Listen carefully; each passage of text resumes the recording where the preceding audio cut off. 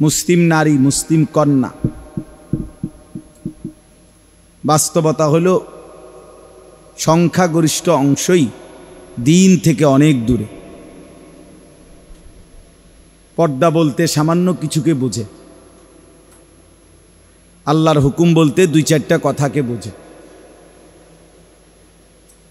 পর্দা বলতে অনেক নারী মনে করে শুধু যে বোরখা একটা গায়ে দেয় এটারই কয় পর্দা। আসলে তো এটা বোরখা যেটা, এটা তো পর্দা না। পর্দা তো ইসলামের একটা বিধান, শরীয়তের একটি হুকুম। নামাজ যেমন ইসলামের একটি বিধান। বর্তমান অবস্থাটা তো এমন যে মুসলিম অধিকাংশ কন্যা নারী দিন শরীয়ত বলতে একদমই সামান্যটুকু জানাশোনা, তাও পালন করে না। আগের গ্রামগঞ্জের মা চাচিরাও যেটুকু দিন শরীয়ত পর্দা বুঝত, এখনকার বোনেরা তাও বোঝে না। আমার তো স্পষ্ট মনে আছে, আমার যেটুকু মনে আছে, আমার পুরোপুরি মনে আছে যে আমি আমার আম্মার সাথে রিকশায় করে নানার বাড়িতে, খালার বাড়িতে, আমার বড় খালা ওনার বাড়িতে আমি অনেক গেছি, আমার মনে আছে খালার কথা। আর আমার নানার বাড়িতে সব সময়ই মার সাথে যখনই গেছি রিকশার চারদিকে কাপড় পেঁচাইয়া এরপরে ভিতরে বসতাম। রিকশার ড্রাইভার বাড়ির সামনে আসলে আগে একটা কাপড় পাঠাইতো, ওইটা চারদিকে আগে রিকশাওয়ালায় বাঁধত, এরপরে ওইটার ভিতরে মা চাচিরা বসত। আমরাও ছোটবেলায় বসছি। আমার এতটুকুও মনে আছে যে কত সময় এই রিকশার কাপড়টা যে বাহির যে দেখা যায় না, আমরা ছোট মানুষটা টানতাম, মানে দেহি না, তো মায়ে ধমক দিত, বসায় রাখত। আমার নানার বাড়ি থেকে আমার খালার বাড়ি ধরেন 7-8 মাইল বা 6-7 মাইল হবে। আমার একেবারে স্পষ্ট মনে আছে যে আমি আমার মার সাথে খালার সাথে বহুবার সন্ধ্যার পরে অথবা ভোরে ফজরের আগে ক্ষেতের লাইল দিয়া কোনায় চা হাইটা হাইটা গেছে। এবং সব সময় মা, খালা, চাচি তাদের কাছে ছাতা থাকতো আলাদা। দূরে থেকে কোনো পুরুষ আসতেছে দেখলেও ছাতা দিয়ে একসাথে এক পাশে দাঁড়ায় থাকতো যতক্ষণ ওই বেটা পার না হয়। তাইলে পর্দা পুশিদাকে তারা এতটা বেশি গুরুত্ব দিত। আমার নানি আমি দেখছি পুরা বুঝ হওয়ার পরেও আমার নানু নামাজের সময় আলাদা আরেকটা বোরকা গায়ে দিয়ে নামাজ পড়ত। অনেক সময় আমরাও বলছি যে এটা আসলে লাগে না, না উনি এটা বুঝতেন না। বোরকা পরা জরুরি না নামাজের সময়, কিন্তু তবুও তিনি পড়তেন। আমার আম্মা স্কুলে ক্লাস 4 পর্যন্ত পড়ছে, শুধু 4র্থ শ্রেণী পাস। মায়ে বলছে যে আমি ক্লাস 5-এ উঠছি, এই সময় আমার বিয়ে হয়ে গেছে। তাহলে মা আমার 4র্থ শ্রেণী পাস করা, প্রাইমারির গণ্ডিটাও শেষ করে নাই। কিন্তু সেই মাকে তো আমি বুঝ হওয়ার পরে পুরাপুরি দেখছি, মা শতভাগ পর্দানশীল। আমার ছোট চাচা, মেজো চাচা কত সময় শহরে আমাদের বাসায় আসতেন, আমি মারে কোনোদিন দেখি নাই ওনাদের সাথে দেখা দিতে। তাইলে বলার উদ্দেশ্য হইল বাপ, আমরা খুব অল্প সময়ের ব্যবধানে খুব দ্রুত টেলিভিশনের পর্দার মতো, অর্থাৎ যেখানে একটা দৃশ্যের পরে আরেকটা দৃশ্য খুব দ্রুত পাল্টে যায়, খুব অল্প সময়ের ব্যবধানে রাত দিন ব্যবধান হয়ে গেছে। মানে আমার ছোটবেলা আর আমার এখন আমার বয়স তো এখন মনে করেন 900 বছর, ঠিক না? আমার বয়স এখন 43। 1981 সনে আমার জন্ম, অক্টোবর মাসের 25 বা 26 তারিখ। তাইলে আমার যদি মোটামুটি বুঝ হওয়ার বয়স 8-10 বছর বাদ দেই, যেটুকু আমি বুঝি, তো 10 বছর যদি বাদ দেই তাহলে 33 বছর। তাহলে 33 বছরের ওই মাথা আর এই মাথা, গত 30 বছর আগে আর 30 বছর পরে আমার হায়াত কত ব্যবধান, কতটা ব্যবধান। এখন যদি কোনো একটা রিক্সার মধ্যে এরকম চারদিকে কাপড় লাগাইয়া যায়, রীতিমতো কয়েক লাখ মানুষ এটারে ছবি উঠাবে, ঠিক না? বলেন, ফেসবুকে দিবে যে বলেন আদিম যুগের স্মৃতি দেখেন, আদিম যুগের স্মৃতি বলবে, এটাকে বলবে যে আজ থেকে 2000 বছর আগে পৃথিবীতে এমন ছিল, এমনটাই মনে করবে, রীতিমতো অবাক হবে। এখনকার সন্তানকে ওইটা বুঝাইতে কষ্ট হয়ে যাবে যে কেমন ছিল ওই দৃশ্যটা। এই জন্য বললাম অনেক ব্যবধান, খুব দ্রুততম 30 বছরের ভিতরে দৃশ্যপট অনেক বদলে গেছে। নারী, মুসলিম কন্যা সবার কাছে মনে হচ্ছে শিক্ষিত, এসএসসি পাস, ইন্টার পাস, দাখিল পাস, আলেম পাস, পড়ালেখা করছে, শিক্ষিত, কিন্তু দিন, শরীয়ত, আখলাক, ইসলামের শাশ্বত বিধান, পর্দা নারীর কোথায়? এত দ্রুত হারিয়ে গেছে, একদম খুব দ্রুততম সময় হারায় গেছে। এই জন্য বললাম আলহামদুলিল্লাহ, আল্লাহর দয়ায় আমাদের এই কওমি মাদ্রাসার যে মহিলা মাদ্রাসাগুলো, আল্লাহ পাকের মেহেরবানিতে কিছুটা হলে পর্দা, ইসলামের হুকুম, এটাকে বাস্তবতায় ধরে রাখার সর্বাত্মক চেষ্টা করতেছে। আজকে বোরকা, মহিলা মাদ্রাসার মেয়েদের বোরকাও বোরকা, আর রাস্তায় চলতে ফিরতে নারীর বোরকাও বোরকা, লাল, নীল, হলুদ, কমলা, বেগুনি, শত শত আইটেমের কালারের বোরকা। বোরকা বানাইতে কাপড় যেদ্দুর লাগে, 3 পিস বানাইতেও কাপড় এদ্দুরে লাগে, সমান সমান। 3 পিস যেমন রেডিমেড কিনতে পাওয়া যায়, বোরকাও রেডিমেড কিনতে পাওয়া যায়, শুধু উপরে ছেড়ে দিলে হয়। অর্থাৎ 2টা জামা, একটা ভিতরে গায়ে দিছে, একটা উপরে গায়ে দিছে, এইটাই পার্থক্য হয়েছে আর কি। বোরকা নামের কিচ্ছুই হয় নাই, শুধু জামা গায়ে দিছে 2টা, একটা ভিতরে গায়ে দিছে আর একটা উপরে গায়ে দিছে।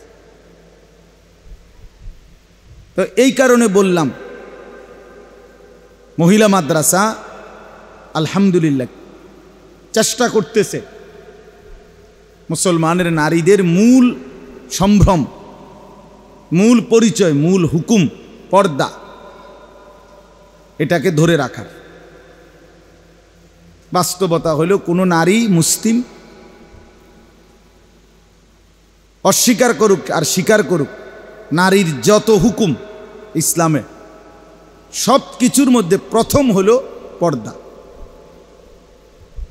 তার পর্দাকে সামনে রেখে এরপরে নারীর হুকুম সাজানো হয়েছে।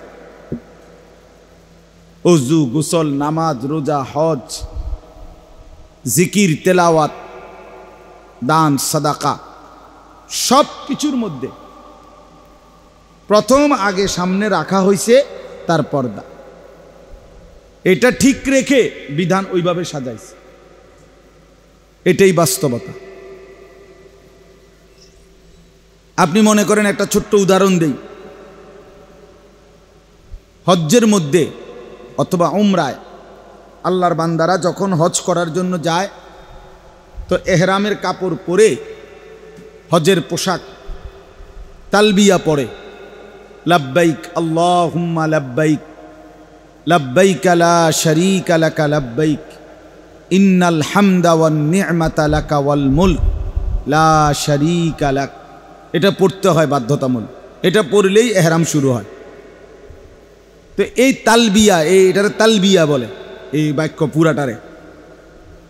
এইটা রাসূলুল্লাহ সাল্লাল্লাহু আলাইহি ওয়াসাল্লাম বলছেন, এইটা যখন কোনো ব্যক্তি পড়ে হাজী সাহেব, তো তার এই আওয়াজটা, পড়ার আওয়াজটা যতটুকু দূরে যায় অতটুকু পর্যন্ত চারদিকের গোলাকার বৃত্তের মতো চারদিকের ভিতরে শুকনা ভিজা এবং জড় জীব যা কিছু আছে, একেবারে মানুষ, গরু, ছাগল, কীট পতঙ্গ, জন্তু, জানোয়ার অথবা কাগজ কলম, কাঠ, আসবাবপত্র, দরজা জানালা, খাট, বিল্ডিং যা আছে সুদাকার সকল কিছুই আল্লাহর সৃষ্টির সব ওই ব্যক্তির সাথে তালবিয়া পড়ে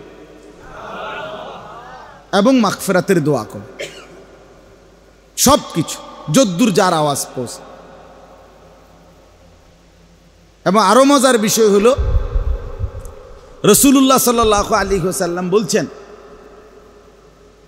মুকাব্বির তো আপনারা বোঝেন, মুকাব্বির বোঝেন কিনা? ওই যে নামাজের মধ্যে যদি মনে করেন মাইক নাই অথবা কোনো অসুবিধা, বিদ্যুৎ নাই, তখন ইমাম সাহেবের আওয়াজ পিছন পর্যন্ত পৌঁছানোর জন্য কি দেওয়া হয়? ফাঁকে ফাঁকে মুকাব্বির দেয়, মানে উনি তাকবীর বলবে। তো নিয়ম সিস্টেমটা কেমন হয় যে এইখানে যিনি দাঁড়াইছে প্রথম, উনি তাকবীর দেয়, উনার আওয়াজটা যেদূর যায় তো উনি শোনে, তো উনি আবার বলে, তো উনার আওয়াজ আরও পিছনে যায়, আবার উনি শুনে, এমনি এমনি পিছনে চলে যায় আওয়াজটা। তো রাসূলুল্লাহ সাল্লাল্লাহু আলাইহি সাল্লাম বলে, এই তালবিয়ার আওয়াজটা, লাব্বাইকের আওয়াজটা প্রথম যিনি পড়ল, ওনার আওয়াজ যেদূর যায় ওদূরের সব কিছু পড়ে। এবার ওদের থেকে শুই না, ওদের আওয়াজটা আবার যেদূর যায় এবার ওরা পড়ে, আবার ওদের আওয়াজ, ওই প্রাণীর আওয়াজ যেদূর যায় এবার ওরা আবার পড়ে।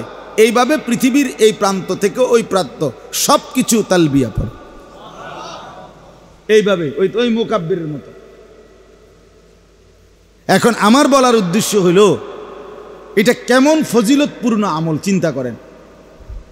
তাইলে বোঝা গেল এখানে আওয়াজটা লাব্বাইক, এটা যে যত জোরে বেশি পড়তে পারবে কষ্ট কইরা তার তত লাভ। লাভ কি না? কারণ আমার আওয়াজ যত দূরে যাবে তত বেশি আমার নেকি আসবে।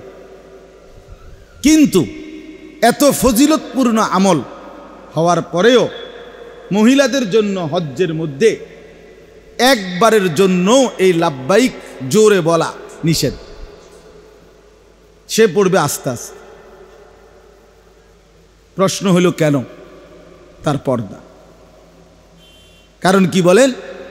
তার পর্দা, তার পর্দার খেলাফ হবে, অর্থাৎ তার আওয়াজ, সাউতুল মারআতি হিজাবুন, নারীর গলার আওয়াজ, এটাও হিজাব, এটাও পর্দা। তাহলে ওই যে আমি বললাম আগে, বিষয়টা শুধু কেবল বোরখার কাপড়টা না, পর্দা ওইটারে বলে না, এটা শরীয়তের বিধান। পর্দা কোথায় কোথায় তাকে পর্দা করতে হয়, কিভাবে, এটা জেনে নেওয়া, বুঝে নেওয়া বিস্তারিত তার জন্য বাধ্যতামূলক। তাইলে বোঝা গেল, দেখেন, নারীর জন্য আগে হলো পর্দা, তারপরে শরীয়তের হুকুম সাজাইছে। এই হজ্জেরই আরেকটা উদাহরণ, সাফা মারওয়া দুইটা পাহাড়ের এই পাশ থেকে ওই পারে হজ্জের মধ্যে যাইতে হয়, হাঁটতে হয়। এখানে এই পাহাড় থেকে হাঁটা শুরু করে ওই পাহাড়, এখানে সাফা, ওইখানে মারওয়া, দুইটা পাহাড়ের নাম। এটা হজ্জের অংশ, উমরার অংশ। হজ্জের মধ্যে এই সাফা মারওয়া সাই করা ওয়াজিব, করতেই হবে। তাইলে এটার মাঝখানে একটা জায়গা আছে, ওই দেখেন এখানে এরকম একটা চিহ্ন আছে, ওই যে ওই দরজাটার উপরে একটা সবুজ বাতির মতো জ্বলতেছে, ওইখানে একটা জায়গা আছে, নির্দিষ্ট এরিয়া, ওইখানে সবুজ বাতি জ্বলে। এই দুই পাহাড়ের মাঝামাঝি জায়গাটার মধ্যে এইটুকু জায়গা, যেটুকু জায়গায় সবুজ বাতি জ্বলে, এইটুকু জায়গার নিয়ম হলো পুরুষদের জন্য এইটুকু জায়গা দৌড়াইয়া একটু দ্রুত দৌড়িয়ে পার হইতে হয়। এখনো এটাই নিয়ম, আমরা এভাবেই করি। কেন দৌড়াইতে হয়? ওই যে হাজেরা আলাইহিস সালাম ওনার ছেলে ইসমাইলের পানির সন্ধানে এই পাহাড় থেকে ওই পাহাড়ে দৌড়াইছিলেন, খুঁজছিলেন। আর নিচে এই জায়গাটা একটু নিচা ছিল, এইটুকু জায়গায় যখন উনি পার হইতেছিলেন তখন ওই পাহাড়ের ছেলেটাকে দেখা যায় না, দেখা দৌড়াইয়া পার হইছেন। তো ওই স্মৃতিটাকে আল্লাহ তাআলা ধরে রাখার জন্য হজ্জের মধ্যে এই হুকুমটা দিছেন যে এইটুকু জায়গা দৌড়তে হবে হাজেরার স্মৃতি হিসাবে। এখন স্বাভাবিক যুক্তির কথা হলো, প্রথম যিনি দৌড়াইছেন এই জায়গাটাতে সেটা মহিলা, তাহলে এখনো দৌড়াইবে ওই জায়গাটার মধ্যে কারা? মহিলা দৌড়াবে। পুরুষ দৌড়াবে কেন? পুরুষ তো আজ প্রথমবার দৌড়ায় নাই।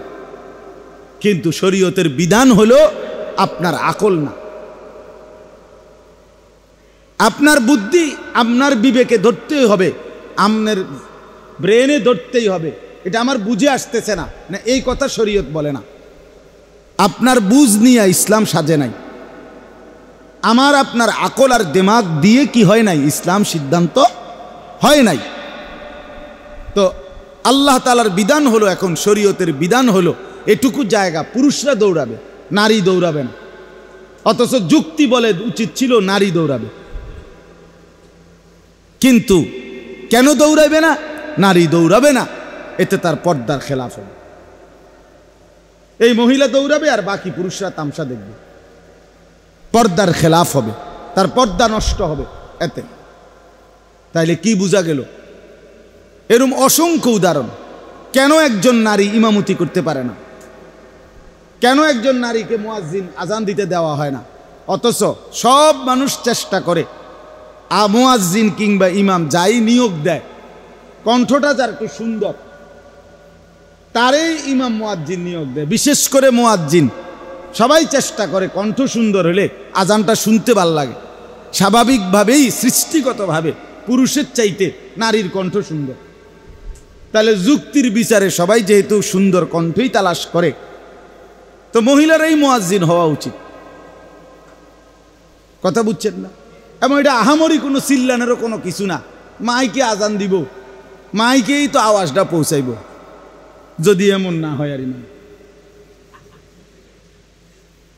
তো না, সামনেবার ঠিক হয়ে যাবে, ঠিক হয়ে যাবে না ইনশাআল্লাহ। চলেন, তো বলতেছিলাম নারী আজান দিও না, নারী ইমামতি করে না।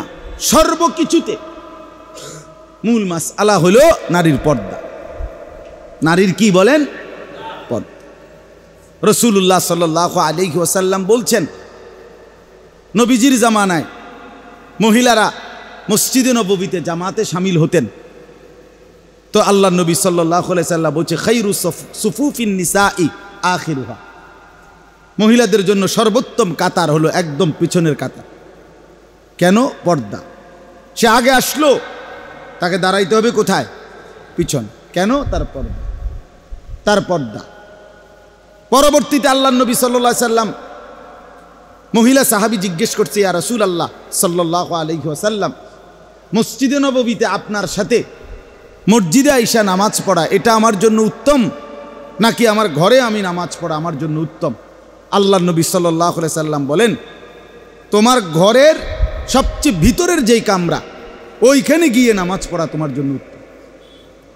অথচ এখানে রাসূলুল্লাহ সাল্লাল্লাহু আলাইহি ওয়াসাল্লামের সাথে দাঁড়াবার কথা, মানে মসজিদে নববী সাথে বলতে মানে এই জামাতে, তার চাইতে উত্তম তোমার ঘরের ফি কাআরে বাইতিহা, তার ঘরের মূল যেই কুঠুরি, যেখানে একদম পিছনে ভিতরে, সেখানে পড়া উত্তম।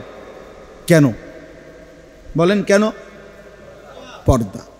কেন বলেন না? এরকম অনেক উদাহরণ আপনাকে দেওয়া যাবে। সব কিছুর মূলে নারীর সমস্ত হুকুম পর্দা। মাসালা হলো কোরবানির প্রাণী যখন জবাই করে, উত্তম হলো শরীয়তের চাওয়া হইল যাদের কোরবানি হচ্ছে, অর্থাৎ এই গরুটা দিয়ে যাদের ওয়াজিব আদায় করা হয়, যেই 7 জনের মনে করেন বা যেই 2 জনের যার তারা এখানে উপস্থিত থাকা, সামনে থাকা জবাইয়ের সময়, এটাই উত্তম। কিন্তু নারী, তার জন্য এটা নিষেধ। কেন? তার পর্দা। এই সব কিছুতে নারীর ক্ষেত্রে মাসআলা তার পর্দা। কোরআন শরীফে আছে হযরত মূসা আলাইহিস সালাম ওই ফেরাউনের ভয়ে এলাকা ছেড়ে দিলেন, গিয়া যেতে যেতে মাদায়েন অন্য দেশে চলে গেছেন। যাওয়ার পরে ওই দেশে গিয়ে প্রথম একটা কূপের সামনে আইসা দাঁড়াইছেন। আইসা দেখছে ওই কূপের মধ্যে লোকেরা তাদের উট, বকরি, ছাগল এগুলোকে পানি পান করাইতেছে। কূপের থেকে একটা ভারী লোহার ওজনের বালতি, এটার নিচে রশি ফেলে অনেক নিচ থেকে পানি টাইন না উঠাইতে হয়, 3 জন 4 জনে মিল্লা উঠায়, এরপরে বেড়া, বকরি এগুলারে পানি পান করায়। তো হযরত মূসা আলাইহিস সালাম এই প্রথম এই ভিন দেশে আইসা এইটা দেখছে প্রথম। তো দেখছে, হঠাৎ তাকাইয়া একটু দূরে 2টা মেয়ে, তাদের অনেকগুলো বকরি, ছাগল টাইনা ধরে রাখছে রশি, তারা আলাদা দাঁড়িয়ে আছে। মূসা আলাইহিস সালাম অনেকক্ষণ খেয়াল করছেন এই মেয়েগুলো তাদের বকরিকে পানি পান করাচ্ছে না, অথচ দাঁড়িয়ে আছে। তিনি কাছে গিয়ে জিজ্ঞেস করলেন, তোমাদের বিষয়টা কি, তোমরা দাঁড়িয়ে আছো কেন? বলছে, এই পুরুষগুলো যতক্ষণ পর্যন্ত বকরিকে পানি পান করাইয়া চলে না যাবে, খালি না হবে জায়গা পুরা, ততক্ষণ আমরা এখানে আসবো না। আর আমরা মেয়ে হয়েও কেন বকরিকে পানি পান করাইতে বাধ্য হয়ে আসছি? ও আবুনা শাইখুন কাবীর, আমাদের বাবা একেবারে অতিশয় বৃদ্ধ, আমাদের সাথে আর বিকল্প কোনো বুদ্ধি নাই, ব্যবস্থা নাই, এজন্য আমরা অসহায় হয়ে নিরুপায় হয়ে আসছি। হযরত মূসা আলাইহিস সালাম একাই ওই লোকদেরকে সরাইয়া নিজে একাই এই রশিদ বালতিটা টাইনা পানি ওই বকরিদেরকে, মেয়েদের বকরি 2টাকে বা বকরিগুলাকে পানি পান করায় দিছেন। এরপরে মেয়েরা চলে গেছে তাদের বাবার কাছে। বাবা ছিলেন ওই অঞ্চলে আল্লাহর পক্ষ থেকে প্রেরিত নবী হযরত শুআয়ব আলাইহিস সালাম। তিনি পুরা ঘটনা শুনে একজন মেয়েকে বললেন যে, তুমি গিয়ে ওই ছেলেটাকে, যুবকটাকে ডেকে আনো, আমি তাকে কিছু উজরত, পারিশ্রমিক দেব তাকে। মেয়েটা আইসা হযরত মূসা আলাইহিস সালামের কাছে, এখানে কোরআনে আছে, ফাজাআতহু ইহদাহুমা তামশি আলা ইসতিহয়াইন, অত্যন্ত লজ্জাবনত, হায়া লজ্জা নিয়ে, লজ্জাশীলা নারীর মতো, মেয়ের মতো একজন মেয়ে মূসা নবীর সামনে এসে দাঁড়ালেন। মাথা নুয়ে বললেন, আমার আব্বা আমাদের আপনাকে যেতে বলছেন, আপনাকে উজরত দিবে, পারিশ্রমিক দিবে, আপনি যে আমাদের বকরিকে পানি পান করাই দিছেন, আপনাকে কিছু উজরত দিবে। এই তখন তাফসিরে আছে, মূসা আলাইহিস সালাম তো পথ চিনে না, বাড়ি চিনে না। স্বাভাবিকভাবে নিয়ম কি? স্বাভাবিকভাবে নিয়ম হইল যে সে সামনে থাকবে, যে পথ দেখাবে, রাহাবার সামনে থাকে, আর উনি পিছনে ওনার পথ দেখে দেখে কি যাবে। কিন্তু মূসা আলাইহিস সালাম তৎক্ষণাৎ বললেন ওই কন্যাকে, ওই মেয়েকে, তুমি আমার পিছনে হাঁটো, আমি সামনে হাঁটব, এবং তুমি পিছন থেকে ডান বাম বলবে। কেন? কারণ সে তো নারী, তার পর্দা তার মূল বিষয়। এক যুবক পুরুষ পিছনে থাকবে আর এই নারী সামনে সামনে হাঁটবে, সেটা অবশ্যই তার পর্দার খেলাফ হবে। এই জন্য মূসা আলাইহিস সালাম তাকে বললেন, তুমি পিছনে হাইটা আমারে ডান বাম বলো। এই হলো ইসলাম। এই হলো আল্লাহর দিন, এই হলো আল্লাহর বিধান। আমার বাপ, আমার ভাই, আমি মূলে এই কথাটা বুঝাইতে চাইতেছি। এক নারী, এক মুসলিম কন্যা, বোন, মা, স্ত্রী, এই চারটা মৌলিক পরিচয় নারীর। কখনো সে কন্যা, মেয়ে, কখনো সে বোন, কখনো সে স্ত্রী, কখনো সে মা। এই চার পরিচয় দামি। ইসলাম আলাদা আলাদাভাবে একসাথেও নারীর মর্যাদা দিছে, আবার আলাদা আলাদাও মূল্যায়ন করছে। কন্যা হিসাবে আলাদা মূল্য দিছে, বোন হিসাবে আলাদা মূল্যায়ন করছে। মেয়ের বাপকে বলছে যে তুমি তারে যত্ন করে লালন পালন কইরো। রাসূলুল্লাহ সাল্লাল্লাহু আলাইহি সাল্লাম শুনাইছেন যে আমি তোমাকে, মেয়ের বাপকে বলছে, আমি তোমাকে নিয়ে একসাথে জান্নাতে একসাথে থাকবো। এই দুই আঙ্গুলের মাঝে যেমন কোনো ব্যবধান নাই, জান্নাতে তুমি আমার সাথে এরকম পাশাপাশি থাকবে। কার বাপ? মেয়ের বাপ, কন্যার বাপ। রাসূলুল্লাহ সাল্লাল্লাহু আলাইহি ওয়াসাল্লাম বলছে, কোরআনে বলছে, আমি যেন এভাবে বলি, আমি এভাবে বলি, কোরআন শরীফে বলছে আল্লাহ নারী কন্যার জন্ম, কোন ঘরে মেয়ে জন্ম নিছে, এই কথাইটারে আল্লাহ কোরআনে দুইবার বলছে সুসংবাদ। হ্যাঁ, দুইবার। ওয়া ইদা বুশিরা আহাদুহুম বিল উনসা যাল্লা ওয়াজহুহু মুসওয়াদ্দান ওয়া হুয়া কাযীম ইয়াতাওয়ারা মিনাল কওমি মিন সুই মা বুশিরা বিহি। এই যে আবার দুইবার বলছে বুশিরা। আল্লাহ বলছে দুইবার সুসংবাদ কন্যার ব্যাপারে। অর্থাৎ আল্লাহ যেন কোনো ঘরে কন্যা হওয়ার পরে আল্লাহই যেন বলছে একটি সুসংবাদ, একটি সুসংবাদ, এই ঘরে একটি কন্যা জন্মগ্রহণ করেছে। এবার যেন এই ঘোষণাটা নবী শুনছে। আমি বুঝাইলাম আর যে নবী যেন শুনছে, শুননা এবার নবী নিয়ে গেছে, গিয়া ওই মেয়ের বাপরে ডাক দিছে। ডাক দিয়া বলছে, নাফিসার বাপ শোনো, মানে আনিসুর রহমান আশরাফ। আনিসুর রহমান আশরাফির প্রথম কন্যা, প্রথম সন্তান কন্যা। এই জন্য আমারও তো আমার বোনেরা, মা, তারা তো নাফিসার বাপ কয়, মানে আমার বড় মেয়ের নাম নাফিসা। তাহলে রাসূলুল্লাহ সাল্লাল্লাহু আলাইহি সাল্লাম যেন বললেন, নাফিসার বাপ শোনো, তুমি তারে যত্ন করো, আদর সোহাগ কইরো, যথাযথ যত্ন নিয়ে আখলাক চরিত্র দিয়ে তার পর্দা দিন শরীয়ত ঠিক করে তার উত্তম আখলাকে গড়ে একজন সৎ পাত্র ছেলের হাতে তুলে দিও। ইজা খাতাবা ইলাইকুম মান তারদাউনা দীনাহু ওয়া খুলুকাহু ফাযাওয়িজুহু। নবীজি মেয়ের বাপকে বলছে, তোমার কাছে যদি এমন ছেলের প্রস্তাব আসে তোমার মেয়ের জন্য, যার দুই জিনিসে তুমি সন্তুষ্ট, মান তারদাউনা দীনাহু ওয়া খুলুকাহু, তার দিন, তার ইসলাম, তার ঈমান, এর ব্যাপারে তুমি সন্তুষ্ট, আর ওয়া খুলুকাহু, তার আখলাক চরিত্র, এই ব্যাপারে তুমি সন্তুষ্ট, তা আল্লাহর নবী বলছেন তো অবশ্যই তুমি কন্যা তার কাছে বিয়ে দিও, তার কাছে বিয়ে দিয়ে দাও তোমার কন্যাকে। তাহলে আল্লাহর নবী সাল্লাল্লাহু আলাইহি সাল্লাম বলেন, নবীজি যেন বললেন তুমি তোমার কন্যাকে যত্ন করো, লালন করো, আখলাক শিখায়ো এবং উত্তম পাত্রের কাছে বিয়ে দিও। আমি নবী ওয়াদা দিলাম আমি তোমাকে সাথে নিয়ে একসাথে জান্নাতে থাকবো। একসাথে, এভাবে আঙ্গুল দিয়ে দেখাইছি, দুই আঙ্গুলের মাঝে যেমন কোনো পার্থক্য নাই।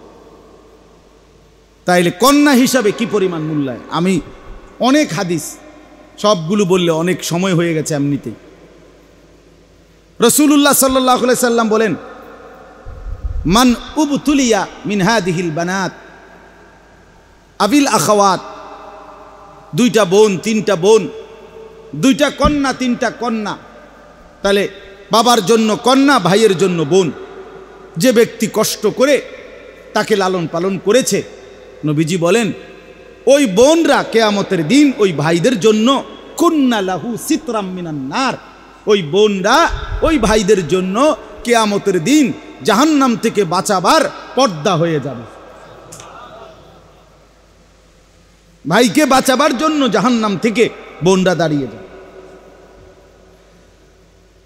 রাসূলুল্লাহ সাল্লাল্লাহু আলাইহি ওয়াসাল্লাম বলছেন, খাইরুকুম খাইরুকুম লিনিসাইহিম, স্ত্রী হিসাবে নবী বললেন ওই পুরুষদেরকে যে তোমাদের মধ্যে সর্বোত্তম পুরুষ ওই ব্যক্তি যে তার স্ত্রীদের কাছে উত্তম। ওয়া আনা খাইরুন লি আহলি, আমি মুহাম্মদ আমার বিবিদের কাছে উত্তম। জিজ্ঞেস করে দেখো, সাহাবীরা জিজ্ঞেস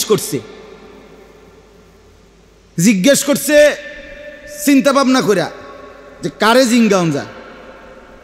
নবীজির বিবি মোট 11 জন, এর মধ্যে একজন মাত্র স্ত্রী হলো একেবারে সবচেয়ে কম বয়স্কা কুমারী, আর সব হলো আগে বিবাহিতা ওনারা ছিলেন। হযরতে আয়েশা রাদিয়াল্লাহু তাআলা আনহা, নবী সাল্লাল্লাহু আলাইহি সাল্লামের বয়স যখন 53 বছর বা 54 বছর, তখন ওনার বয়স মাত্র 9 বছর। কতটা ব্যবধান! তাহলে এই মাত্র 9 বছরের এই বালিকা 54 বছরের একজন পুরুষ যিনি স্বামী, তিনি যথোপযুক্তভাবে এই 9-10 বছরের মেয়ে তার হক, তার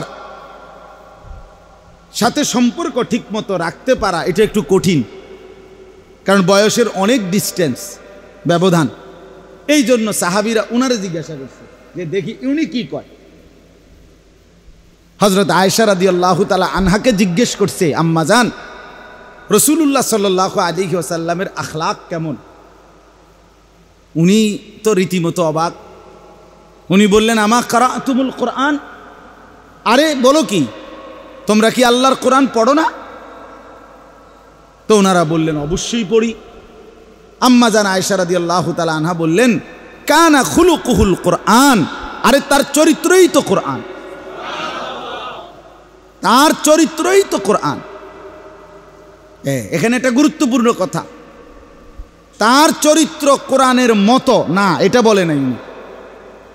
আরবিতে মতো বললে সাদৃশ্য মানে মতো, এই সাদৃশ্যের জন্য নিয়ম হইল কোনো জিনিস কেউ কারোর সাথে সাদৃশ্য দিলে সব দিক সমানভাবে 100-100 মিলতে হয় না। এটাই সাদৃশ্যের নিয়ম, তাশবিহের নিয়ম। যেমন তে একটা বাঘের বাচ্চা মানে লেজ সহ, কি বলেন, তে বেড়ায়, তাহলে বাঘের বাচ্চা মানে কি লেজ সহ? না না, বীরত্ব, সাহসিকতা, এই না, এই একটা বিষয়ে তার সাদৃশ্য হইলেই তাকে বাঘের সাথে কি দিল, তুলনা দিল। তাহলে সাদৃশ্যের জন্য সব কিছু এটা সমান সমান হইতে হয় জরুরি না।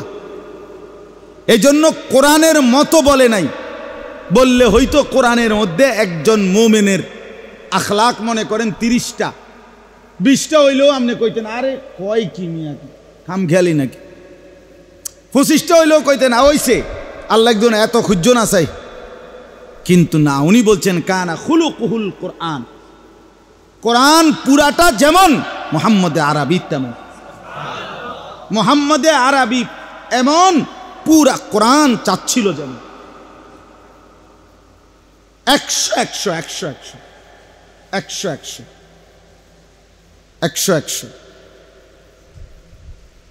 হাকিমুল ইসলাম কারি মোহাম্মদ, ওই ছেলে দেখেন হেতে মোবাইল লইয়া এত ব্যস্ত, ওটা হুত্তালাস না পিছন দিয়া একটা কিছু শেয়ার দাও, ঠেস দাও তুমি, বেটা আহম্মক কোথাকার।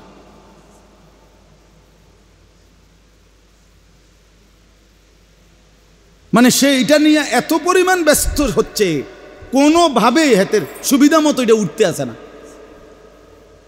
কেমনে উঠাইলে এটা পজিশন হইব এইটাই হে বুঝতে আসে না।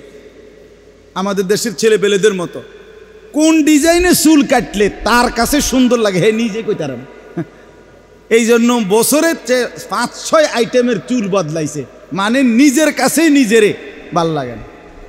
আমার এক মুসল্লি, বিশ্বাস করে মিথ্যা কথা না, সে আমারে কইছে হুজুর আমি ছবি উড়াইয়া দেখছি, ফটো উড়াইয়া আমি চাইয়া আমার ফটো দেখলাম, আমার কাছে আমার চোরের মতো লাগে। হে মেয়ে আমার বাচ্চা আছে, তোর কাছে মোবাইল নাম্বার নেন, বলে আপনি কইছেন নিয়ে কথা।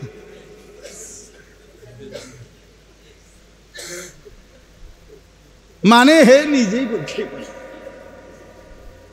হায় যুবক, হায় নওজোয়ান, আত্মসম্মান বোধ যার আছে, আত্মমর্যাদা যার আছে, সে এত রং ধরে না।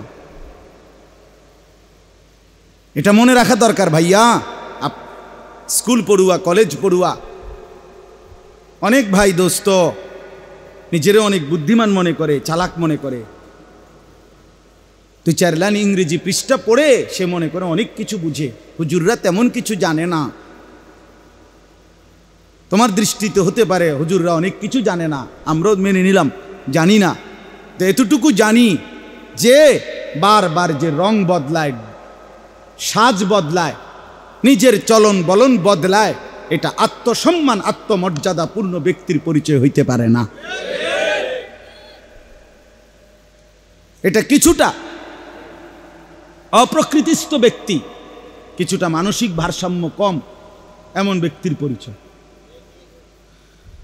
যে নিজেই বুঝতে পারে না কি ডান দিকে চুল বড় রাখলে আমার সুন্দর হয়, এই মাসে এটাই মনে হয়েছিল, পরের মাসে আবার হেদিকে বাড়াইলে মনে হয়।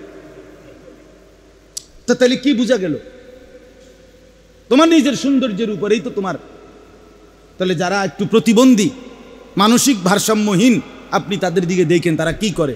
কখনো লুঙ্গিটা পরে, কখনো এটা খুললা লায়, কখনো মাথাতে একটা কিছু দিল, আবার এটা খুললা লায়, এরকম করে না? তো তাইলে এই তো এলোমেলো বিষয়।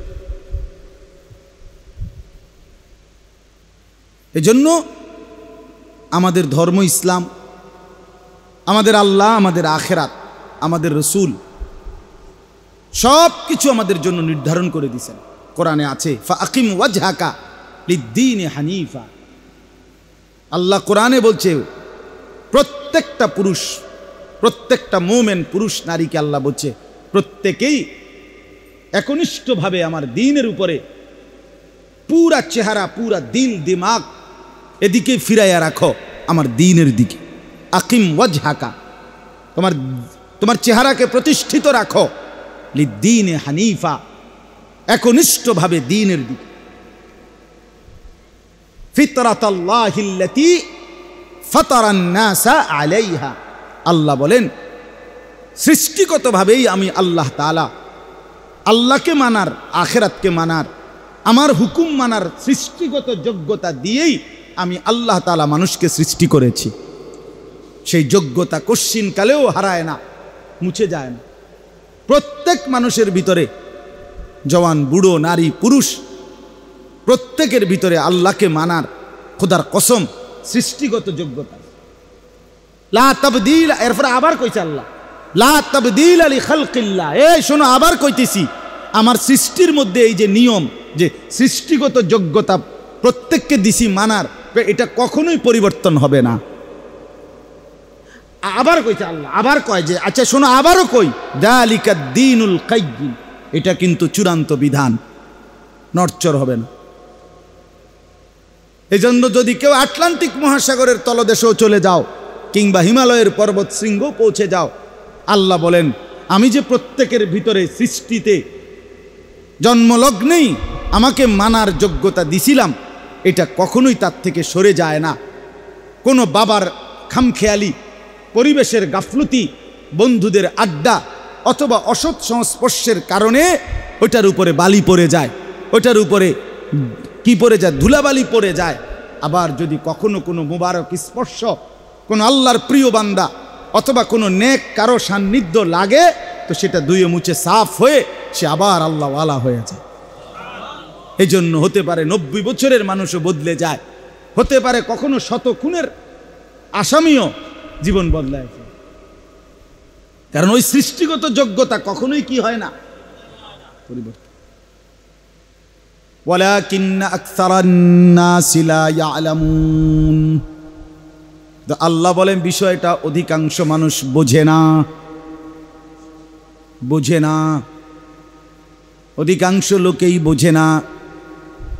মুনিবিনা ইলাইহি ওয়াত্তাকুহু ওয়া আকিমুস সালাতা ওয়া লা তাকুনু মিনাল মুশরিকিন। আল্লাহ বলেন অতএব বান্দা সর্বাবস্থায় আমার দিকেই ঝুঁকে থাকো, সর্বাবস্থায় আমি আল্লাহকেই ভয় করো, 5 ওয়াক্ত নামাজ পড়তে থাকো।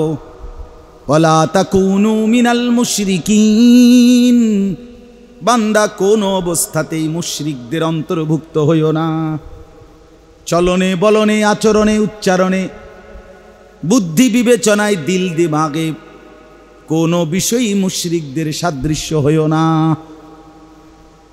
আল্লাহ নিষেধ করেছে। এটা গুরুত্বপূর্ণ বাপ। এটা কোনোভাবেই ফ্যাশনেবল চুল না, এটা বিকৃত মানসিকতার চুল, কোনোভাবেই না। আমি চ্যালেঞ্জ করতে রাজি, আমি যুক্তিতে বুদ্ধি যে কোনো কারোর সাথে তর্ক করতে রাজি, একবারে সাফ। সেলুন কাটিংয়ের এই চুল এডি যে কোনো ফ্যাশন নয়, এ কথার উপরে আমি তর্ক। তুমি কোন দিন বইবা আমার লগে কও, তারিখ কও, শুধু আমার মাহফিলের ডায়েরিটা একটু সাউন্ড লাগবে, এই কথা। আশেপাশে হইলেই সারবে, আমি আম, তুমি কও কোন দিন বইবা, তুমি কোন যুক্তিতে কোন পয়েন্টে এটা সুস্থ স্বাভাবিক রুচি, আমি এটা বুঝতে চাই। কোন নাফিতের কাছ থেকে যে ফ্যাশন নেয় তার রুচিটা কতটুকু আমি তো এটাই বুঝিলাম। তার আত্মসম্মান কোথায় মিয়া, আত্মমর্যাদা কোথায় মিয়া? আজীব মুসলমানের নওজোয়ান খামখেয়ালির এক জিন্দিগি বানায় নিছেন। হযরত মালিক ইবনে দিনার রাহমাতুল্লাহ আলাইহি বলছে ইন্নামাল খায়রু ফিশ শাবাব। তিনি বলছেন সমস্ত কল্যাণ ফিশ শাবাব, যৌবনের মধ্যে, যুবকের মধ্যেই সব কল্যাণ। যুবক চাইলে গড়তেই পারে, যুবক চাইলে বরবাদ করে দিতে পারে। যুবকের সংঘবদ্ধ শক্তির সামনে পৃথিবীর সব শক্তি মাথা নোয়াইতে বাধ্য হয়। নওজোয়ানের স্পিরিটের সামনে আমি সব সময়টা কোনো নওজোয়ান যুব শ্রেণীকে ভালো কিংবা মন্দ, যৌক্তিক কিংবা অযৌক্তিক একটা কিছু আপনি তার মাথার যদি একবার ঢুকাই দিতেন পারেন, হেতে এটার মাথাত না যাইয়া ছাড়ত না, সে ঠিক এটার মাথায় পৌঁছা যাবে। এটা গুরুত্বপূর্ণ বিষয়। এজন্য যৌবন নিয়ন্ত্রণ করা কঠিন, তবে নিয়ন্ত্রণ করতে পারলে সরাসরি আল্লাহর আরশের নিচে তার ছায়া, তাকে রব্বুল আলামিন পাশে বসাবে, এরকম পাশে বসাবে হাসরের ময়দানে। আল্লাহ আমার এই নওজোয়ান ভাইদেরকে তৌফিক দান করেন।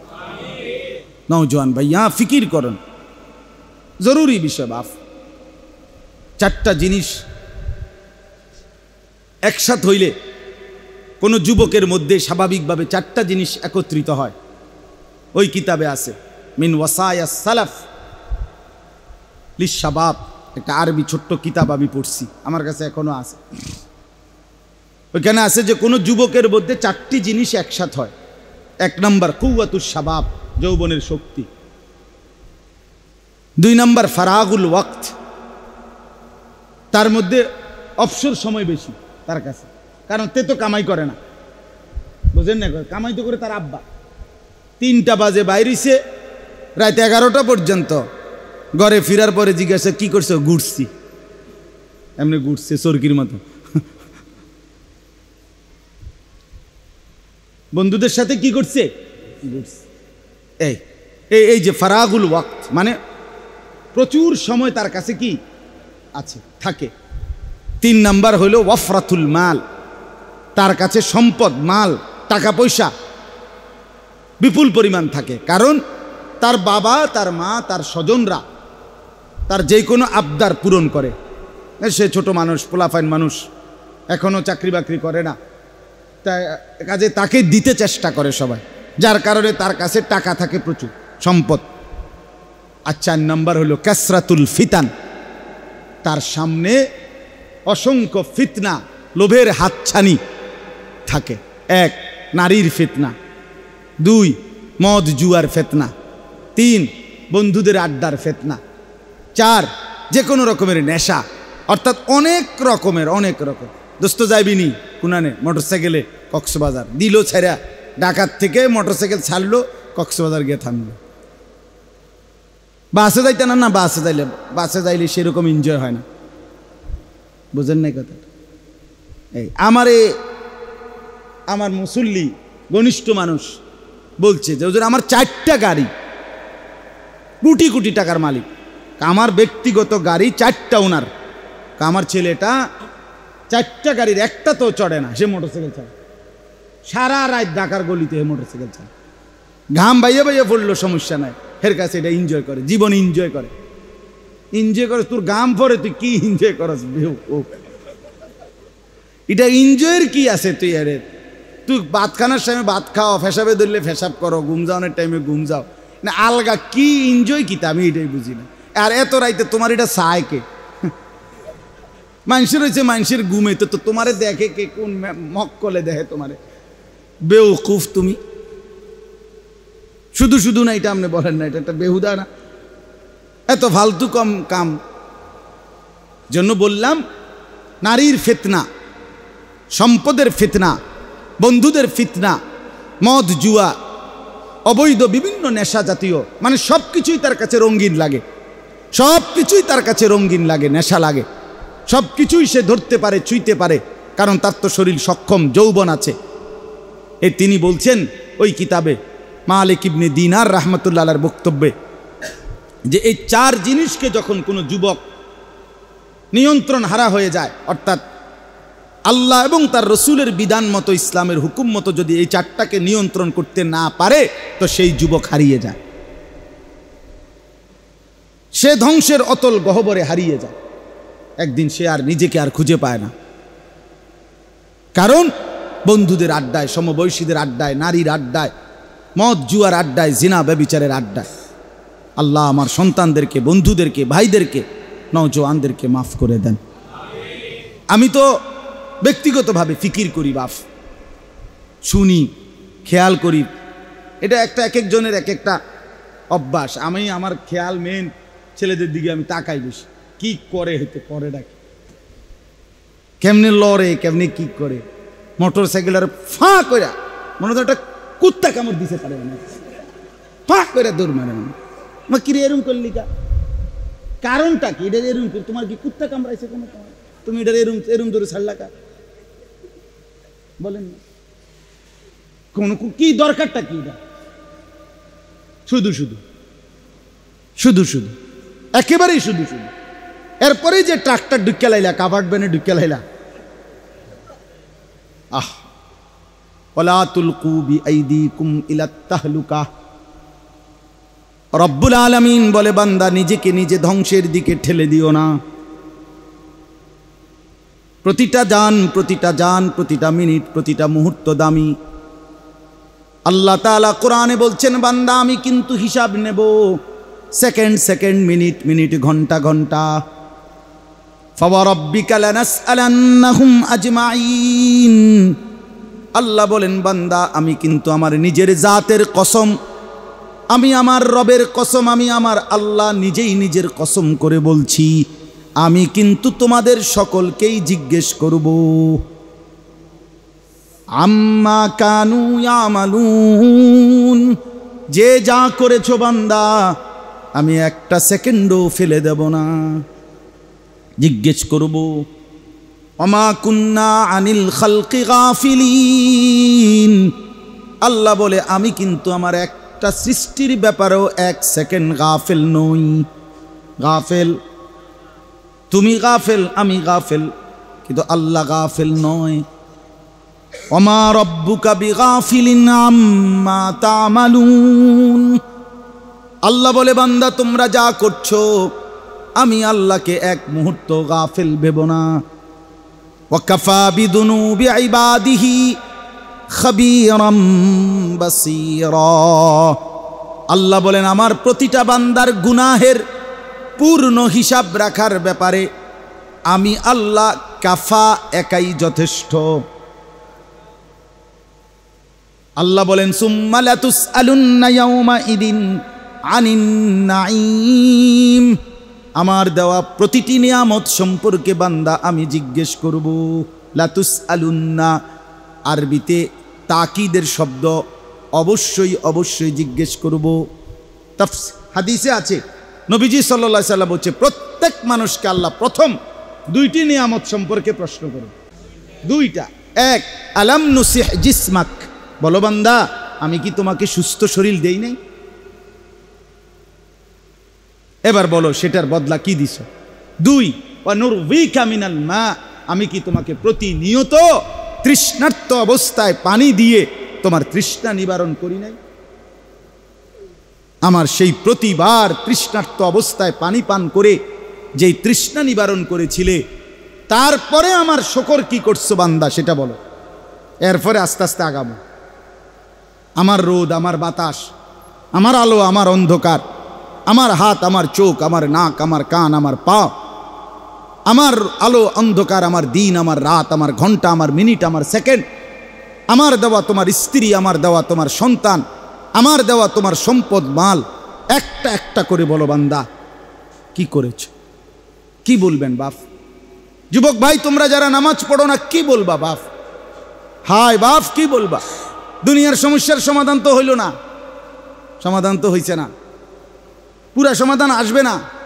আরো আন্দোলন, আরো কিছু হলো, আরো চেষ্টা করিলেও এই পৃথিবীতে আয় উপার্জনের জন্য মানুষের যত কামরা কামড়ি করুক, মানুষের সবগুলো চাহিদা, টার্গেট, প্রয়োজন পূরণ হবে না। দুনিয়া এক অতৃপ্ত জায়গার নাম, যেখানে কেউ কখনো তৃপ্ত হয় নাই। তুমি হবে কেন? কেউ যদি বলে উনি এই রাস্তাটা করে দিছে, উনি এই রাস্তা করে দেওয়ার কারণে পৃথিবীতে অমর হয়ে থাকবেন, রাস্তায় যেন ডাক দিয়ে কয় আল্লাহ দোহাই আমি তো থাকতাম না, এবারটা কেমন অমর হইব? আরে বেকুব তুই কারে কস? আমি জমিন নিজেই তো থাকবো না, আমি দুনিয়াই তো থাকবো না, দুনিয়াতে অমর হয় কেমনে? অমর হইলে তো আমি নিজেই হইতাম অমর। এই জন্য বন্ধু, বাপ, সবাইকে বলি, রাত হয়েছে, আপনাদেরকে বুঝাইতে চাচ্ছি, খোদার কসম একটা একটা স্বপ্ন পরিকল্পনা সবগুলো পূর্ণ হবে না, একজনেরও না, অতৃপ্ত থেকে যাবে। দুনিয়া এক অতৃপ্ত জায়গার নাম, তৃপ্তির সব কিছু পরিপূর্ণ মিলবে শুধুই জান্নাতে। ওয়ালাকুম ফিহা মা তাশতাহি আনফুসুকুম, যা চাইবে দিল তাই মিলবে কোথায়? জান্নাত, জান্নাত। অতএব আমরা প্রত্যেকে ফিকির করি। আমার কথা ছিল এই, আমি শুধু তর্জমা শোনাবো। আমার মূল বক্তব্য ছিল যে কথাটা আমি বলতে চাইছিলাম, নারীর পর্দা, নারীর নিজেকে সাজিয়ে রাখা, আল্লাহর দিন আর কোরআন সুন্নাহর বিধান মতো নারী নিজেকে পরিচালনা করা।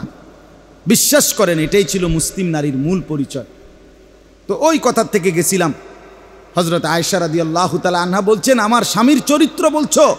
আমার স্বামীর চরিত্র পুরাটাই কোরআন। মনে আছে না এই কথার থেকে? হ্যাঁ, ও বেচারারে সোজা করতে গিয়া আরেকদিকে বেটা কাইতিয়ে গেছিল, যদি পইরা ওইদিকে মাথা ব্যথা পাইতো তাহলে পুরা মাহফিলের বদনাম হইতো, যে হেনে গিয়া বেচারা মোবাইলের ছবি উঠাইতে গিয়ে মাথা আড়াইলিস। যাই হোক, তো এই জন্য বললাম, শেষ কথা হইল মা, এক নারীর মর্যাদা মা। আচ্ছা, মা হিসাবে নারীর মর্যাদা, এটা কতক্ষণ কইলে শেষ হইব? ঠিকই না বলেন না কেন? কতক্ষণ কইলে শেষ হইব? এটা কি শেষ হইবার বিষয়? মায়ের মর্যাদা শেষ করার বিষয়? কি পরিমাণ মর্যাদা! আমি তো বলি, মজার বিষয় হলো, আমি তো বলি ওই যে জন্মের দিন নারীকে মানে কন্যাকে এই যে মর্যাদা দিতে দিতে শুরু হইছে, কন্যা, বোন, স্ত্রী, তো যখন সে মা হইছে, এইবার করছেটা কি? ইসলাম, আমাদের নবী সাল্লাল্লাহু আলাইহি সাল্লাম এবার মাকে, মা নামের এই নারীকে মর্যাদা দিতে গিয়ে জান্নাতের উপরে উঠাইয়া দিছে। জান্নাতের মানে মায়ের পায়ের নিচে যদি হয় জান্নাত, এটাই তো হাদিস নাকি? এটাই তো বিশুদ্ধ হাদিস। তো মা কোথায়? ঠিকই না বলেন না কেন? মার পায়ের নিচে জান্নাত না, তো জান্নাতের ঊর্ধ্বে উঠাই দিছে মাকে। সুবহানাল্লাহ। মা তোর মাথার তাজ। এত সম্মান, এত মর্যাদা যে নারীকে ইসলাম দিয়েছে, আহা, সেই বোন, সেই মা, সেই কন্যা, সেই বিবি আজ সব ছেড়ে শুধুই কেবল রাস্তার কিছু পর পুরুষকে নিজের রূপ, যৌবন, শরীর, নিজের অঙ্গভঙ্গি, নিজের চেহারা এটুকু দেখানোর জন্য নিজের এতগুলো মর্যাদা, এতগুলো সম্মান, আখেরাতের এই সব কিছুকে বিসর্জন দিয়ে দিছে শুধুমাত্র বেপর্দা হয়ে পরপুরুষকে দেখাইবার জন্য। অথচ জীবনভর যতজনরে দেখাইছে কেউ তার কথা জীবনেও মনে রাখে না। এক বেপর্দা নারী মনে করেন যত বেড়াইতে এ পর্যন্ত এগুলি দেখাইছে, তার শরীর, তার যৌবন, তারা কেউ তার কথা কি মনে রাখছে? না রাখবে কেউ। তো আমার শায়েখ আল্লামা মুফতি মুশতাকুন নবী কাসেমি হুজুর প্রায়ই বলে, রাবেয়া বসরির নাম 1000 বছর পরেও আজকের পৃথিবী জানে, অথচ সে নিজেকে গোপন রাখছে, আল্লাহ তারে চমকায় দিছে। কিন্তু ওই সময় থেকে নিয়ে আজ পর্যন্ত কত সুন্দরী রূপসী নারী এই পৃথিবীতে নিজের রূপ যৌবন দেখাইছে, কিন্তু তাদের নাম পৃথিবীর কেউ জানে না, কেউ জানে না। রাবেয়া বসরি যখন ছিলেন ওই জামানায় বসরার সবচেয়ে সুন্দরী নারী কে ছিল কেউ জানে না, কিন্তু রাবেয়া বসরির নাম সবাই জানে। আব্দুল কাদের জিলানী রহমতুল্লাহ আলাইহি যে জামানায় বাগদাদে ছিলেন, ওই সময় বাগদাদের প্রেসিডেন্ট কে ছিল কেউ জানে না, কিন্তু আব্দুল কাদের জিলানীর নাম সবাই জানে। বায়েজিদ বোস্তামির নাম সবাই জানে, কিন্তু ওই সময় বোস্তাম নগরীতে সবচেয়ে বড় ধনী ব্যক্তি কে ছিল তার নাম কেউ জানে না। পৃথিবীতে মালওয়ালা, সম্পদওয়ালা আল্লাহকে ছেড়ে দিলে তাদের নাম থাকে না। আল্লাহ আমাদেরকে বুঝার তৌফিক দান করেন। অতএব আজকের কথার খোলাসা হইল, নিজেদের বোন, নিজেদের কন্যা, নিজেদের স্ত্রী, নিজেদের মা অর্থাৎ নারী, তার দিকে যত্নবান হওয়া, তাকে দিন মানানো, তার জন্য দিনকে বাধ্যতামূলক করা। আল্লাহ তাআলা এই কোরআনে এটা বলছে, এই আয়াতটাই শোনাচ্ছি। আল্লাহ তাআলা এখানে একটা সাংঘাতিক গুরুত্বপূর্ণ কথা বলছে। আল্লাহ বলছে, শোনো, নারীকে আমি 5টা দায়িত্ব দিছি, এই 5টা দায়িত্ব যদি সে পালন করে আমার উদ্দেশ্য আমগরে বলছে, পুরুষরা শোনো, এই নারীরে তোমরা 5টা কাজ করাইও, বুঝাইও, বলিও, আমি বলে দিছি। আল্লাহ বলছে তোমরা খেয়াল রাখো শুধু। ফলে কি হবে? এতে করে আমি আল্লাহ ওয়াদা দিলাম এই নারীর মাধ্যমে তোমাদের ঘর সমস্ত অশ্লীলতা, গুনাহ, নাপাকি থেকে একদম পবিত্র করে দেব। তোমরা শুধু খেয়াল রাখো, আমি যেই 5টা বলছি নারী যেন সেগুলা পালন করে। কি? 1 নাম্বার, ওয়াকারনা ফি বুয়ুতিকুন্না। আল্লাহ বলছে, হে নারীগণ, তোমাদের প্রথম পরিচয়, প্রথম ডিউটি, তোমাদের জিন্দিগির মূল কর্মস্থল, তোমরা তোমাদের ঘরে অবস্থান করো। এখান থেকেই বাকি কিছু পর্দা মেনে ঠিক করবা। ডাক্তার দেখাইতে হবে, স্বামীর বাড়ি যাইতে হবে, বাবার বাড়ি যাইতে হবে, হজে যাইবা, একান্ত কোনো প্রয়োজনে দুনিয়ার যে কোনো কাজে বের হইবা, ঠিক আছে বের হইও, দিন মাইনা, পর্দা মাইনা। তবে তুমি এটা মনে রাখো, তোমার মূল ঠিকানা, তোমার মূল কর্মস্থল, জিন্দিগির রাত্র দিন, তোমার মূল অবস্থান তোমার ঘর, তোমার ঘর। পুরুষকে বলছে তোমার মূল কর্মস্থল বাহির, ফান্তাশিরু ফিল আরদ, জমিনে ছড়িয়ে পড়ো। আর নারীকে বলছে ওয়াকারনা ফি বুয়ুতিকুন্না, ঘরে অবস্থান করো। এখান থেকে যখন যেটা প্রয়োজন শরীয়ত মাইনা, শরীয়তের হুকুম মাইনা, পর্দা মাইনা, এরপরে বাইর হয়ে। কিন্তু নারীর মূল অবস্থান স্থল কোথায়? 2 নাম্বার, ওয়ালা তাবাররাজনা তাবাররুজাল জাহিলিয়াতিল উলা। অজ্ঞ, মূর্খ, জাহেল নারীদের মতো কোনোভাবেই নিজের রূপ, যৌবন, চেহারা, নিজের শরীর, কাপড়, অঙ্গভঙ্গি প্রদর্শন করে বাহিরে বের হইও না। আল্লাহ কোরআনে বলছে। এই জন্য রাগ করার কোনো সিস্টেম নাই। সরাসরি কোরআনে বেপর্দা নারীকে আল্লাহ বলছে এগুলো মূর্খ, জাহেল, অজ্ঞ, প্লাস্টিক, প্লাস্টিক। আলমারআতু আওরাতুন, নবীজি বলছে নারী বলে কাকে? যে নিজেকে ঢেকে রাখে। এক শব্দে পড়ি, আওরাত। নারী বলে কাকে? আড়ালে থাকে যে, লুকিয়ে থাকে যে, গোপন থাকে যে, নিজেকে পর্দায় আবৃত করে যে। অতএব যে পর্দায় থাকে না, পর্দায় থাকতে পছন্দ করে না, সে তো প্লাস্টিক ছাড়ার কি থাকে? আল্লাহ আমাদেরকে মাফ করে দেন। 3 নাম্বার, ওয়া আকিমনাস সালাহ। আল্লাহ বলছেন নারী মুসলিম রমণীগণ 5 ওয়াক্ত নামাজ পড়ো, 5 ওয়াক্ত নামাজ আদায় করো। 4 নম্বর ওয়া আতিনা যাকা, প্রতি বছর হিসাব করে জাকাত আদায় করো। নারীদের উপরে অ্যাভেলেবেল জাকাত ফরজ হয়। যেই মহিলার কাছে আপনার এ গহনা আছে, স্বর্ণ রৌপ্য এবং কিছু জমা টাকা আছে, এখন বিশেষ করে প্রত্যেক মহিলা আপনার ওনাদের কাছে গহনা অলংকারও আছে, সাথে সাথে আপনার 10-20 হাজার টাকা 1 বছর ধরে আলমারিতে বেলিটি ব্যাগে কোনো না কোনোখানে জমা আছে। এই জন্য বর্তমানে শতকরা 95% মহিলাদের কোরবানি জাকাতও ফরজ হয়। অনেক অনেক আগে এমন ছিল না। আগে মা চাষিদের কাছে বাবারা চাচারা টাকা পয়সা মোটেই দিত না। বাজার আনছে কিতা কিতা লাগবে কও, খাইতে থাকো রাঁধতে থাকো, টেহাটু এইসব গইনতাও না, এটি বুঝদা না বেডিত মানুষ। আমি নিজ চোখে দেখছি আমার আব্বা কোনোদিন আমার আম্মার সামনে ফিরে টেয়া গুনতে আমি দেখছি না, আরেক দিকে ফিরে গুনতে আমি দেখছি। আগে এমনই ছিল। মহিলাদের কাছে কি ছিল না? টাকা ছিল না। আর এখন আলহামদুলিল্লাহ কি দিবে, উনি তো এটিএম।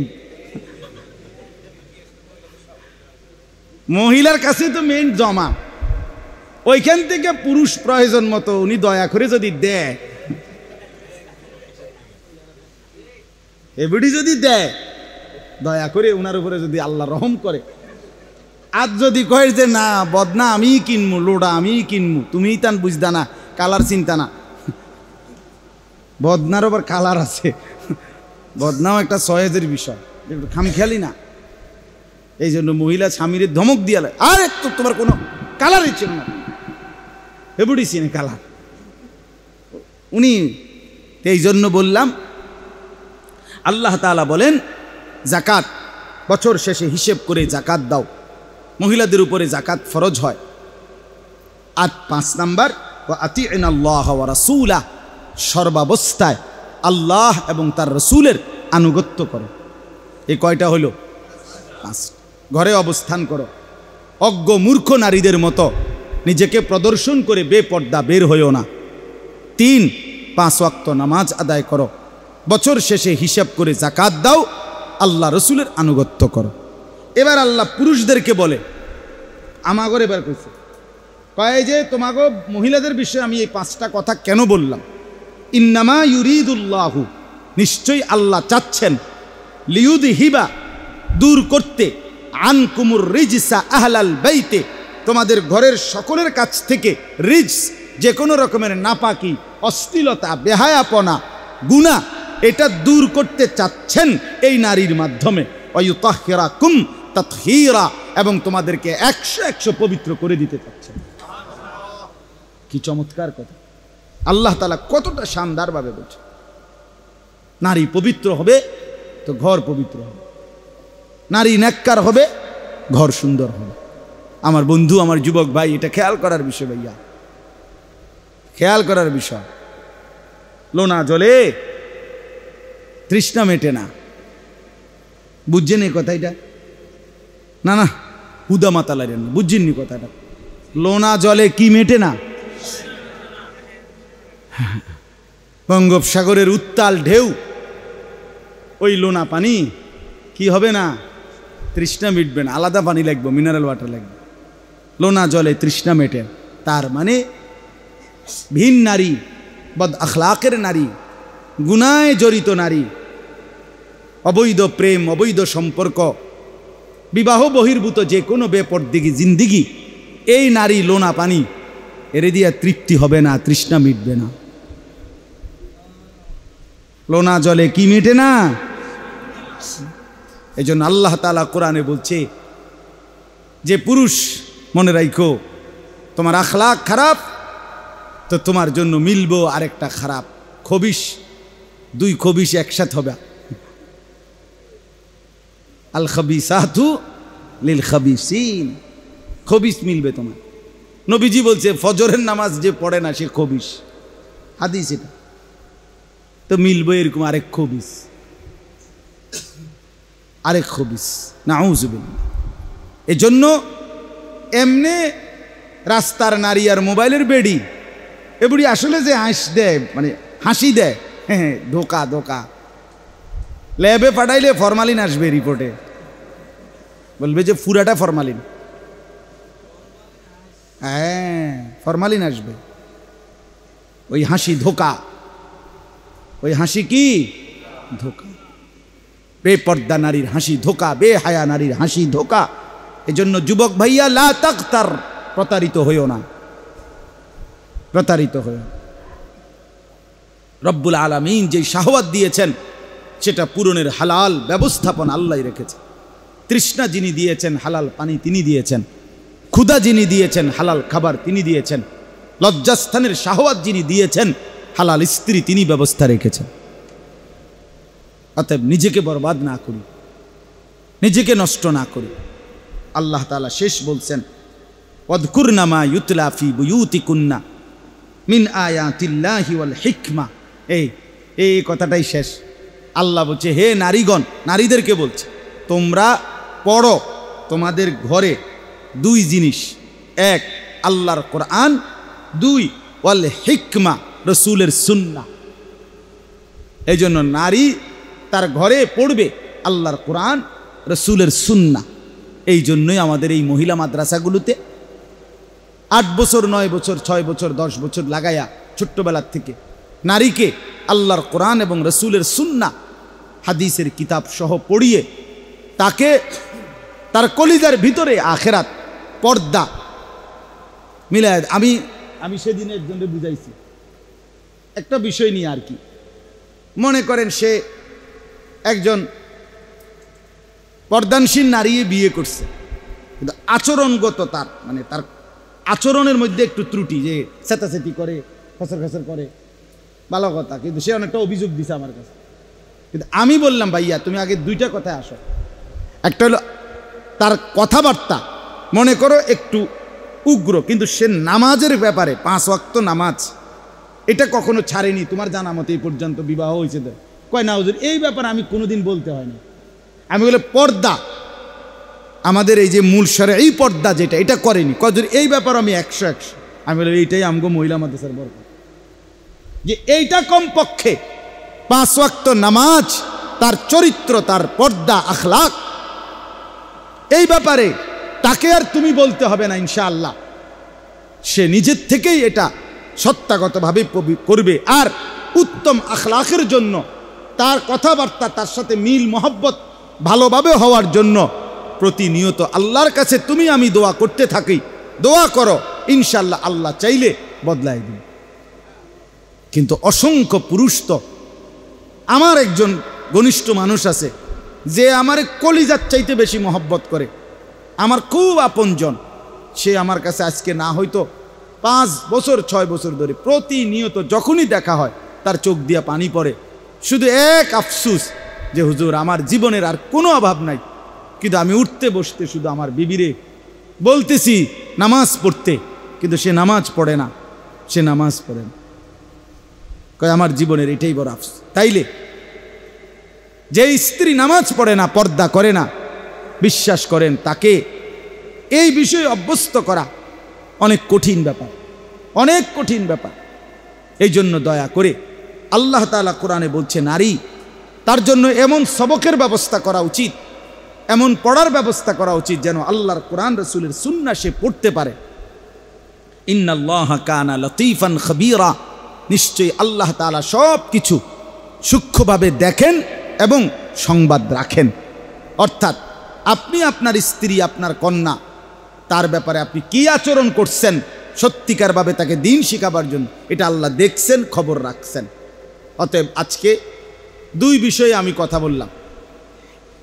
একটা বিষয় হলো আমরা প্রত্যেকে, এই যুবক ভাই আপনারাও, বাবারাও, সবাই নিজ নিজ বোন, স্ত্রী, কন্যা, কারো আজ হোক, কারো ভবিষ্যতে হবে, প্রত্যেকেই এ কথার নিশ্চিত যে বর্তমান সময়ের এই প্রেক্ষাপটে আমাদের জন্য এটা আরও বেশি জরুরি। আমাদের কন্যা, বোন, স্ত্রী, মা সবাইকে চরিত্রবান, নেককার, পর্দানশীল, নামাজি, কোরআন পড়নেওয়ালা বানাবার জন্য দিনী মাদ্রাসা, দিনী মজলিস এবং দিনী পরিবেশে রাখার আনার ব্যবস্থা করার কোনো বিকল্প নেই। আল্লাহ আমাদেরকে তৌফিক দান করেন। আর যুবক ভাই মাঝখান দিয়ে আপনাদেরকে বলছি, নওজোয়ান ভাইরা, এটা আমার প্রতিদিনকার কমন ডিউটি, সবক। আমি প্রতিদিন বলি, নওজোয়ান ভাই নিজের বরবাদ করেন না দোস্ত, আমার নিজেরে নষ্ট করো না। নিজের আখলাক, নিজের চরিত্র, নিজের নামাজ, নিজের সেজদা আরেকবার যত্ন নিয়ে আদায় করার চেষ্টা করি প্রত্যেকে। ভাইয়া মনে রাখেন, আমার শেষ কথা, আমি আর আপনি বাস্তবিক অর্থে কবর আখেরাতে তো একাই, দুনিয়াতেও আমরা একাই। আমি যখন অসুস্থ হই, আমার সাথে আমার বন্ধুরা অসুস্থ হয় না, আমি একাই। আমি যখন অ্যাক্সিডেন্ট করি, আমার সাথে আমার বন্ধুরা অ্যাক্সিডেন্ট করে না, আমি একাই। ভেবে দেখেন, 2021 সালে আমার পাও ভাঙ্গা গেছিল মোটর সাইকেলে, একদম ভাঙ্গে গেছে পাও। আমার বন্ধুর মোটর সাইকেলে আমি পিছনে বসা ছিলাম, আমি চালাইছি না, আমি চালাইতে পারিও না, কিন্তু ওর কিচ্ছু হয় নাই, একটা সুতা কিছু হয় নাই, কিন্তু আমার পাও ভাঙ্গে গেছে। আমি একাই। দুনিয়া এক স্বার্থপর দুনিয়া। সামনের সিএনজি 3 জন মারা গেল, পিছনের সিএনজি থামে না, পাশে দিয়ে জায়গা।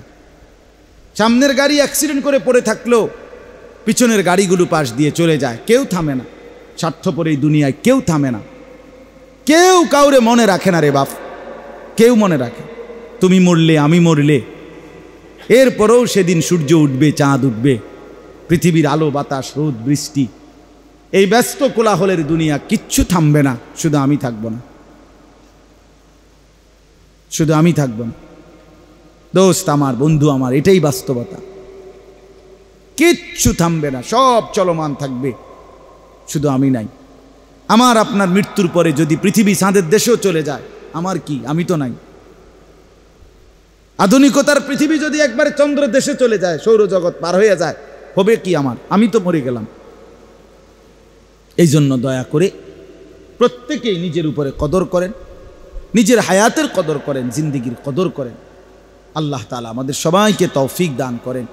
এই মাদ্রাসা আল্লাহ তাআলা কবুল করে নেন। এই ফিকির, এই মেহনত আল্লাহ তাআলা বরকত দান করেন। আগামী দিনও ইনশাআল্লাহ আল্লাহ তাআলা যেন এমন মজলিস আরও করবার তৌফিক দান করে। আমিন।